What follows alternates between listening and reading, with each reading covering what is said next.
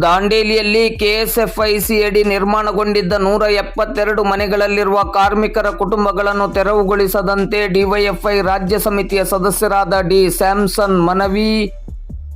ಕೆಎಸ್ಎಫ್ಐಸಿ ಅಡಿ ದಾಂಡೇಲಿ ನಗರದಲ್ಲಿ ನಿರ್ಮಾಣಗೊಂಡಿದ್ದ 172 ಮನೆಗಳಲ್ಲಿರುವ ಕಾರ್ಮಿಕರ ಕುಟುಂಬಗಳನ್ನು ತೆರವುಗೊಳಿಸದಂತೆ ಹಾಗೂ ಈ ಕುಟುಂಬಗಳಿಗೆ ಕಾಯಂ ಮನೆ ಸೌಲಭ್ಯ ಒದಗಿಸುವಂತೆ ಡಿವೈಎಫ್ಐ ರಾಜ್ಯ ಸಮಿತಿಯ ಸದಸ್ಯರಾದ ಡಿ ಸ್ಯಾಮ್ಸನ್ ಅವರು ಶಾಸಕರು ಹಾಗೂ ರಾಜ್ಯ ಆಡಳಿತ ಸುಧಾರಣಾ ಆಯೋಗದ ಅಧ್ಯಕ್ಷರಾದ ಆರ್.ವಿ. ದೇಶಪಾಂಡೆ ಅವರಿಗೆ ಲಿಖಿತ ಮನವಿಯ ಜೊತೆಗೆ ಗುರುವಾರ ಸಂಜೆ 4 ಗಂಟೆ ಸುಮಾರಿಗೆ ದಾಂಡೇಲಿ ನಗರದಲ್ಲಿ ಮಾಧ್ಯಮದ ಮೂಲಕ ಮನವಿಯನ್ನು ಮಾಡಿದ್ದಾರೆ.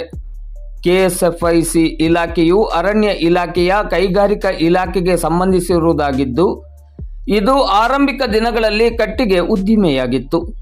ಇವರ ವ್ಯಾಪ್ತಿಯಲ್ಲಿ ಕೆಲಸ ಮಾಡುವ ಕಾರ್ಮಿಕರಿಗೆ ವಸತಿ ಸೌಲಭ್ಯ ಒದಗಿಸುವ ನಿಟ್ಟಿನಲ್ಲಿ ಸರಿಸುಮಾರು 172 ಮನೆಗಳನ್ನು ನಿರ್ಮಾಣ ಮಾಡಿದ್ದರಲ್ಲದೆ ಮಾಸಿಕ ಬಾಡಿಗೆ ನಿಗದಿ ಮಾಡಿ ಕಾರ್ಮಿಕರಿಗೆ ಮನೆಗಳನ್ನು ನೀಡಲಾಗಿತ್ತು. 1962ರ ಸಂದರ್ಭದಲ್ಲಿ ಈ ಭೂಮಿಯನ್ನು ಅರಣ್ಯ ಇಲಾಖೆ ಹಾಗೂ ಕೆಎಸ್ಎಫ್ಐಸಿ ಕಾಯ್ದಿರಿಸಿಕೊಂಡಿದ್ದವು.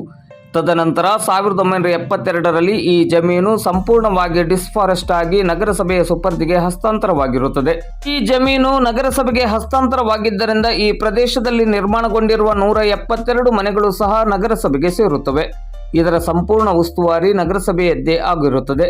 ಈ ಮನೆಗಳಲ್ಲಿ ನಿವೃತ್ತ ಕಾರ್ಮಿಕರು ಹಾಗೂ ಇನ್ನಿತರ ಕಾರ್ಮಿಕರು ವಾಸಿಸುತ್ತಿದ್ದು, ಆದರೆ ಇತ್ತೀಚಿನ ದಿನಗಳಲ್ಲಿ ಅರಣ್ಯ ಇಲಾಖೆ ಮತ್ತು ಕೆಎಸ್ಎಫ್ಐಸಿ ಇಲಾಖೆಯವರು ಈ ಮನೆಗಳನ್ನು ಖಾಲಿ ಮಾಡುವಂತೆ ಮೌಖಿಕವಾಗಿ ಸೂಚನೆಯನ್ನು ಕೊಟ್ಟು ವಾಸವಿರುವ ಕಾರ್ಮಿಕರಿಂದ ಬಾಡಿಗೆ ತೆಗೆದುಕೊಳ್ಳುತ್ತಿಲ್ಲ ಎಂದು ತಿಳಿದು ಬಂದಿದೆ.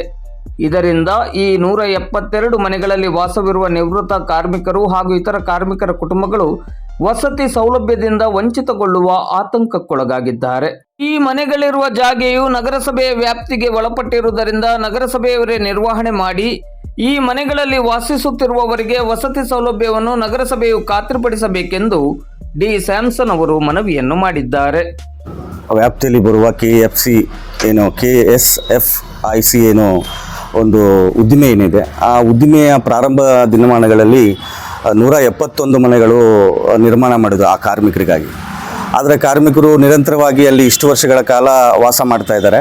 ಆದರೆ ಇತ್ತೀಚೆಗೆ ಆ ಇಲಾಖೆಯವರು ಅವರ ವಾಸ ಮಾಡುವಂಥ ಬಾಡಿಗೆಯನ್ನು ನಿರಾಕರಣೆ ಮಾಡಿ ಅವರನ್ನು ಮನೆ ಬಿಡಬೇಕಂತೇಳಿ